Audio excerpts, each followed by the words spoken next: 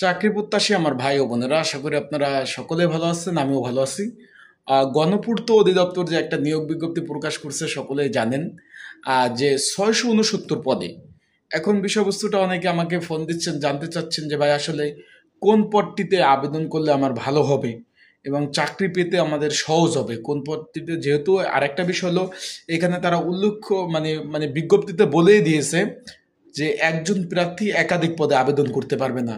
সেক্ষেত্রে অনেকে চাচ্ছেন যে দুইটা পদে আবেদন করতে। সেক্ষেত্রে আপনারা অনেকে জানতে চাচ্ছেন যে ভাই তাহলে কোন পদে আমি আবেদন করব, সহজ হবে কোন বিষয়। তাই আজকের এই ভিডিওর মাধ্যমে আপনাদের আমরা একটু সেই বিষয় নিয়ে একটু আলোচনা করার চেষ্টা করব যে কোন পদে আবেদন করলে ভালো হবে এবং কোনটায় করবেন, সেই বিষয় বিস্তারিত বিষয় আজকের এই ভিডিওর মাধ্যমে ইনশাল্লাহ আপনারা জানতে পারবেন। তাহলে ভিডিওটা শুরু থেকে শেষ পর্যন্ত যদি দেখেন বিস্তারিত বিষয় জানতে পারবেন এবং পরীক্ষা কোথায় হবে, কি বিষয়ে পড়াশোনা করবেন, বিস্তারিত বিষয় জানতে পারবেন।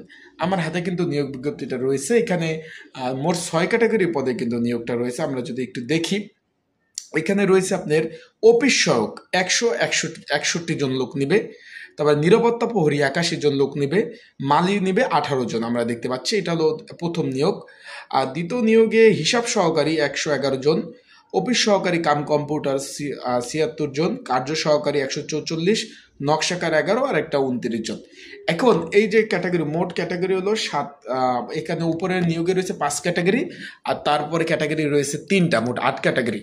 এখন এখানে একাধিক পদে আবেদন বলতে কি বা 8 ক্যাটাগরির মধ্যে আপনারা 2টা পদে আবেদন করতে পারবেন।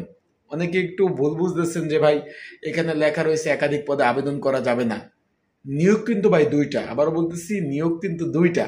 আপনারা একাধিক পদে মানে 2টা পদে কিন্তু আবেদন করতে পারবেন। যেরকম আপনি নিচ থেকে যদি আপনার অফিস সহকে আবেদন করেন, উপর থেকে কার্য সহকারী 2টা পদে কিন্তু আবেদন করতে পারবেন। নিচ থেকে ধরেন নিরাপত্তা প্রহরীতে আবেদন করলেন, উপরে থেকে আপনার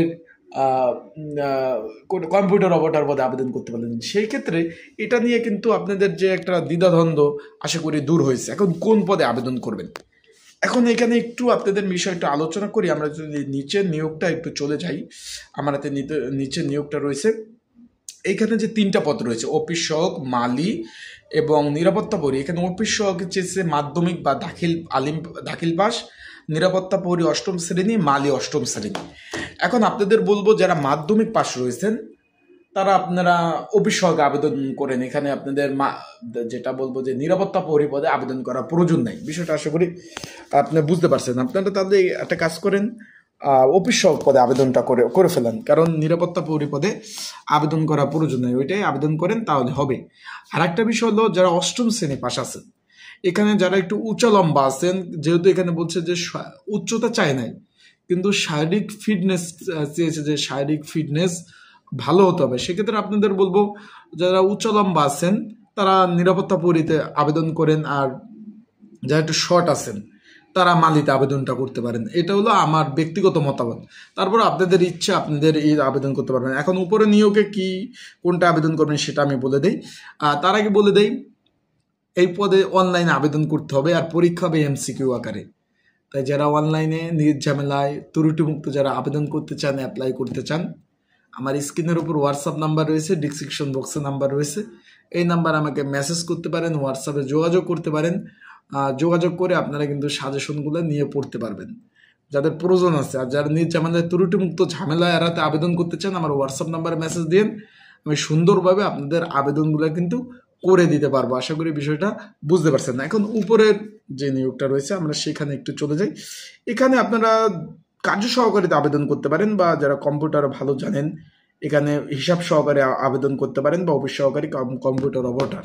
3টার মধ্যে 3টা পদে একই কোয়ালিটি, কিন্তু আপনার কম্পিউটার অপারেটরের যে কাজটা সেখানে একটু প্যারা বেশি, মানে কাজের চাপটা একটু বেশি। এখন যারা কাজের চাপ মানে ভাল লাগে না তারা ওই 2টার মধ্যে একটা আবেদন করতে পারেন।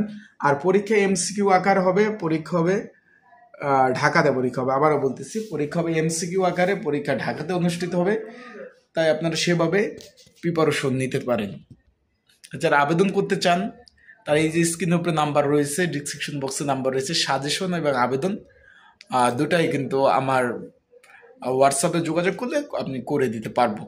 বিশেষ আশা করি বুঝতে পারছেন। এখন যার যেটা মন চায় আবেদন করেন, যেহেতু পর্যাপ্ত পরিমাণ এখনো সময় রয়েছে।